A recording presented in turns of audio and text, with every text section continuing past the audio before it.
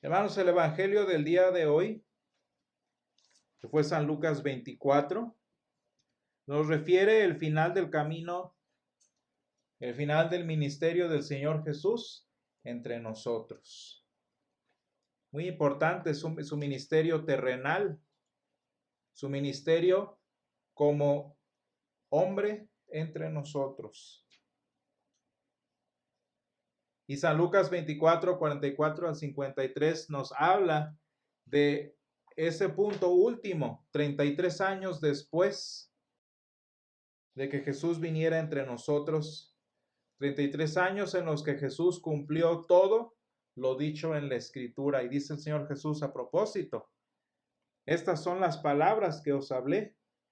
Dice, todo lo que está escrito de mí en la ley de Moisés, en los profetas y en los salmos. Y así lo hizo el Señor Jesús, cumpliendo todo lo que se había dicho a propósito de él.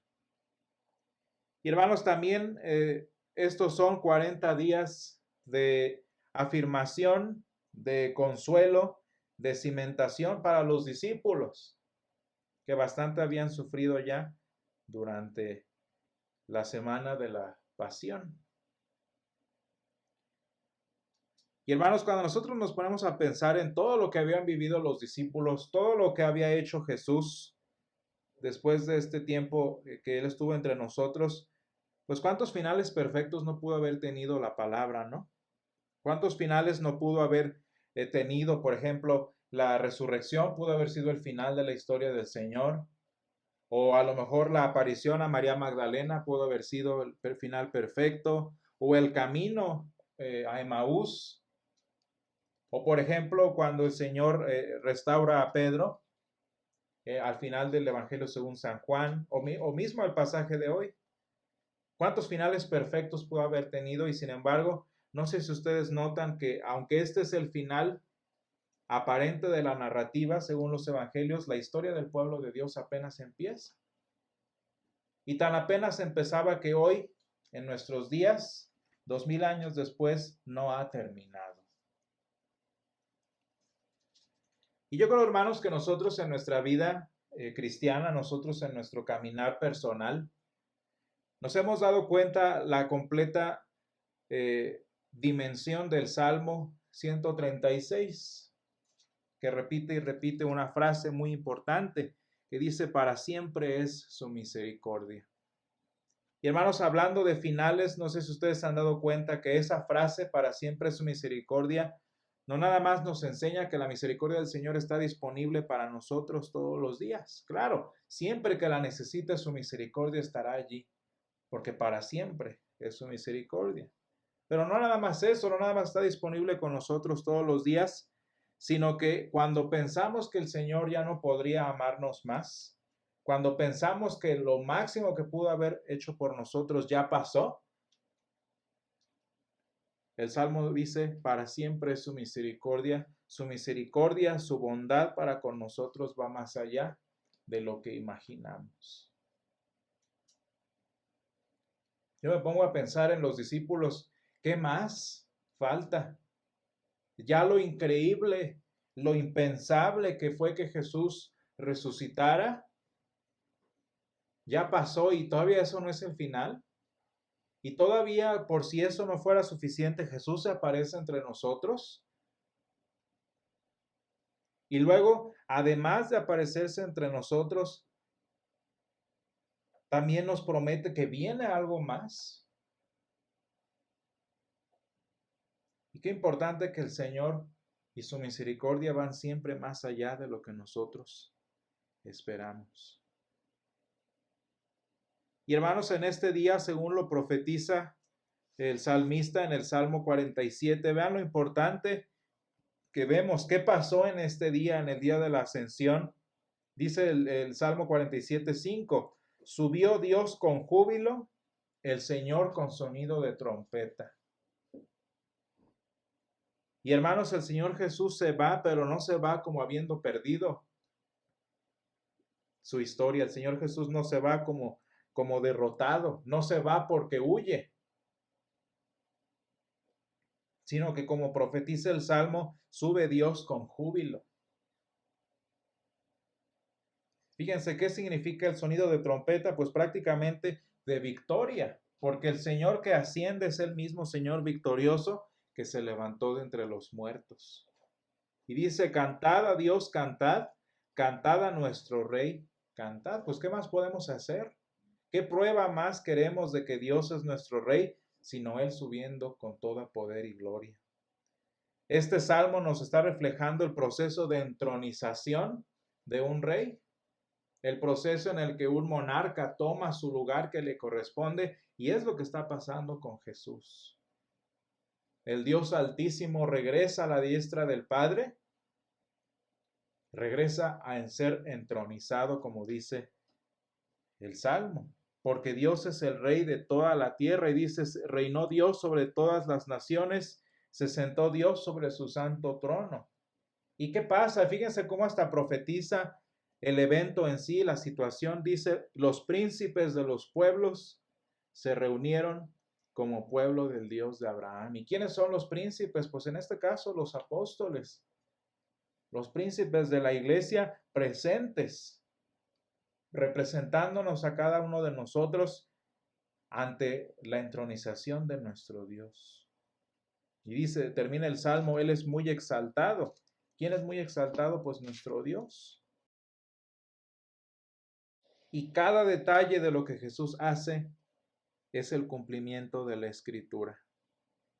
Y hermanos, la travesía cristiana en la que vivimos, la vida cristiana que le llamamos, es una vida de victorias. Es una vida de encuentros con este Rey que se encuentra entronizado, no con un Dios que perdió, no con un Dios fallido, sino con el Señor de toda la tierra.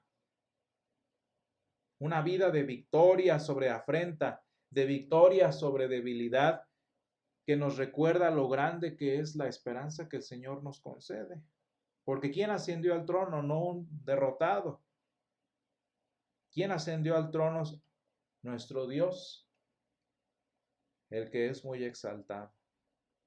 Qué bonito final de historia, ¿no? Para el ministerio del Señor Jesús en la tierra.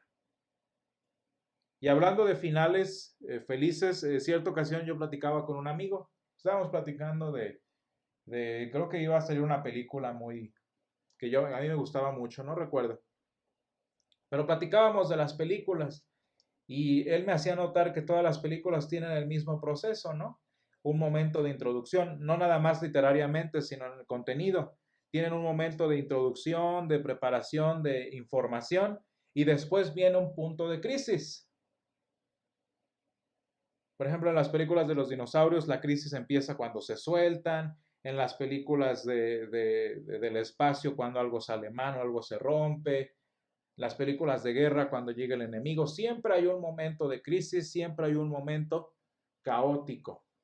Y de hecho, las películas están diseñadas para que el espectador se conecte con los personajes, y tanto personajes como espectador quieran superar este tiempo de crisis, quieran esperar este tiempo tan difícil de la película. Ese es el diseño psicológico, ¿no? de las películas, que uno anhele ver la solución de toda situación. Y mi amigo me explicó de una manera muy acertada que esta constante en las películas, fíjense, todas las películas tratan de lo mismo.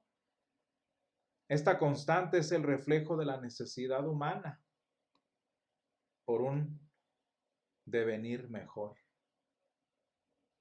Sin darnos cuenta, sin darse cuenta incluso a los productores o la gente misma, todos queremos eso. Todos queremos que venga un final feliz en las historias que escribimos, que vemos, que miramos. Porque consciente o inconscientemente, hermanos, todos nos damos cuenta de la condición en la que estamos, de la realidad en la que vivimos. Nos damos cuenta de la imperfección, de la insuficiencia de nuestra condición natural. Me doy cuenta que no estoy bien. La gente dice, no, yo vivo bien, yo estoy bien. Pero no porque lo digan, lo están. Y no porque no se den cuenta o no les hayan dicho significa que no lo sienten. ¿Por qué? Porque nuestra naturaleza resiente la condición. Y ahí se ven esos ejemplos muy simples. Porque resentimos, porque sabemos que en lo que estamos no es lo mejor que podemos estar. Sabemos que estamos en una naturaleza, incluso los cristianos, sabemos que estamos en una naturaleza de perdición, cuanto más cuando el mundo nos lo recuerda. Porque nuestro mundo, hermanos, en el punto de vista ecológico, en el punto de vista moral, en el punto de vista político, social, hace todo menos mejorar. Se supera a sí mismo, pero no quiere decir que mejore.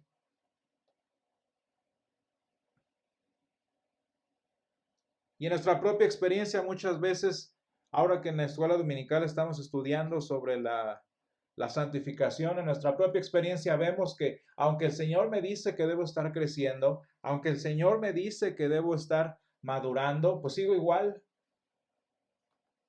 O aunque en mi vida he pasado tantas situaciones, tantas crisis, me doy cuenta que a final de cuentas o sigo igual o hasta peor. Y hermanos, muchas veces como cristianos, y yo lo he vivido incontables veces, queremos que este momento pase ya. Queremos que el clímax, que el álgido de la película en la que vivimos se acabe. Para bien o para mal. Una de las cosas que sabemos los que hemos estado con una persona durante el tiempo último de su vida es que es muy difícil vivir los últimos instantes y se cansa uno. Una persona a quien mi hermana y yo queremos mucho en nuestra vida, una mujer de Dios que amaba al Señor con todo su corazón y a nosotros igual. Ella tenía sus papás. Era una persona ya grande y sus papás pues mucho más ancianos. Y la mamá tenía sus problemas de salud bastante serios y nosotros la conocimos y fue más o menos como en un año en el que la mamá falleció. Y así fallece la mamá, nos platicó la señora que ahora empezaba el papá con osteoporosis metástica, todo el cuerpo. Y se dieron cuenta porque el papá se cayó y bueno. Y obviamente son dolores terribles para los que no hay medicina porque estaba tan anciano que no iba a soportar ya una cirugía. Y esto se prolongó por meses. Y yo oraba con la señora y la señora pues siempre presentando todo al Señor, ¿verdad? Y esta persona nos decía, pues es difícil, y con lágrimas en los ojos, ¿no? Es difícil, y dice ella, ¿cuántas veces le he pedido al Señor que se lleve ya a mi papá?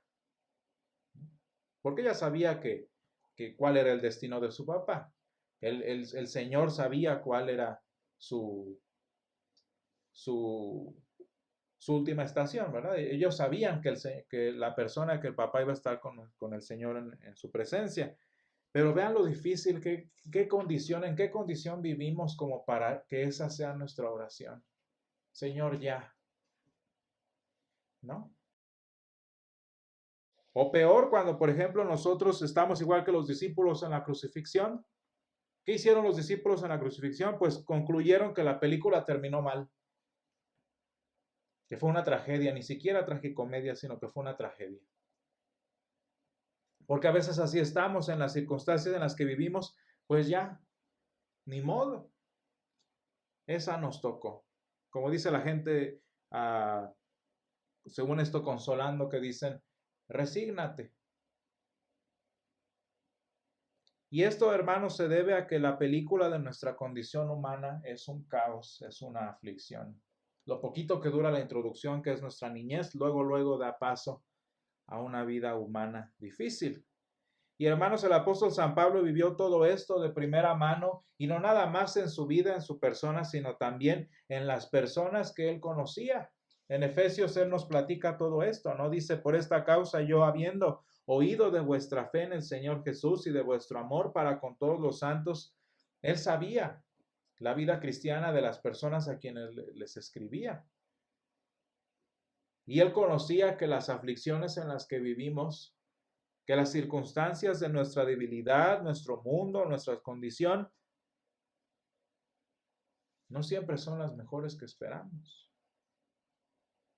Pero precisamente por eso vean la oración que tiene el apóstol San Pablo. No ceso de dar gracias por vosotros, haciendo memoria de vosotros en mis oraciones. ¿Para qué? Para que el Señor de nuestro Señor Jesucristo, el Padre de gloria, os dé espíritu de sabiduría y de revelación en el conocimiento de Él. ¿Para qué? Alumbrando los ojos de vuestro entendimiento, para que sepáis cuál es la esperanza a la que Él os ha llamado. El apóstol San Pablo lo que pide, lo que ora al Señor por nosotros y por sí mismo, es que la palabra de Dios, que el Evangelio, en situaciones como la que vivimos hoy en día, nos recuerde que tenemos un llamado mucho más grande que lo que estamos pasando el día de hoy. Que tenemos un llamado a una esperanza en algo que está reservado esperándonos a nosotros. Fíjense la estatura espiritual de esta persona que yo les decía. Su oración era que el Señor llevara a su papá, que se acabara el sufrimiento. Pero vean cómo esta persona sabía a dónde iba su papá. Sabía que a pesar de lo que estaba viviendo, que le hacía clamar por un final inmediato, ella sabía que algo mucho mejor estaba reservado para, en este caso, para su papá, como dice Efesios 1:18. Y hermanos, es que esto es lo que el Señor Jesús nos enseña cuando asciende como el Dios poderoso, que sube victorioso, que sube con trompeta a la diestra del Padre.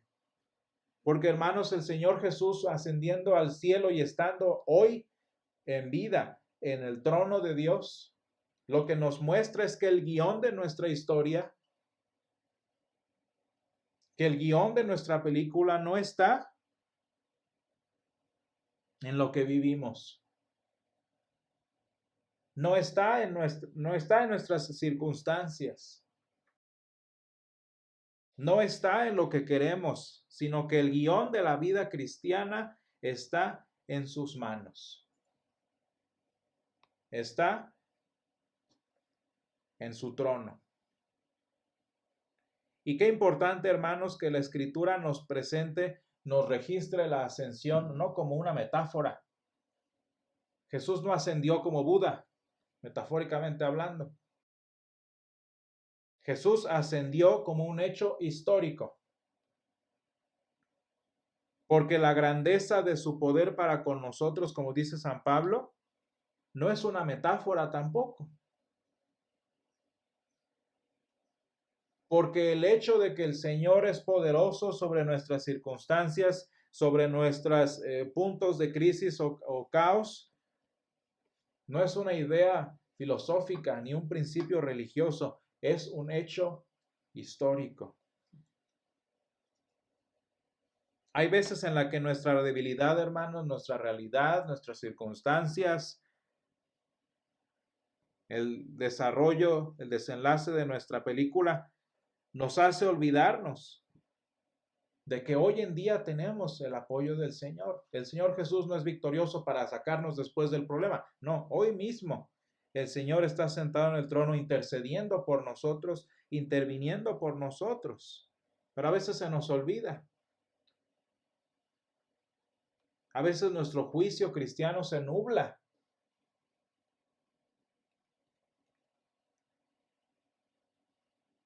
Así que, por si no fuera suficiente este final tan importante que ya nos da el Señor, de que hoy en día el Señor interviene en tu vida, de que hoy en día el Señor puede venir, por si ese final que ya nos está ofreciendo el Señor no es suficiente para nosotros por cualquier razón, el hecho de que Jesús ascendiera también nos enseña otra cosa. Por eso quise leer Hechos. Porque lo primero que los discípulos entendieron cuando vieron a Jesús ascender al cielo es lo que le dijeron los ángeles. Este mismo Jesús que ha sido tomado de vosotros al cielo, así vendrá como le habéis visto ir al cielo. Y hermanos, si el hecho de que Jesús intervenga y pueda intervenir en el ahora, si eso no es suficiente para nosotros, yo les aseguro que la esperanza de que Jesús viene otra vez tiene el poder de levantarnos. Hermanos, yo de cualquier, esta es en mi experiencia personal, de cualquier doctrina, de cualquier principio cristiano de los tantos que conocemos, el que más me consuela y el que más me anima es el hecho de que Jesús viene otra vez. Y esa es en mi experiencia personal.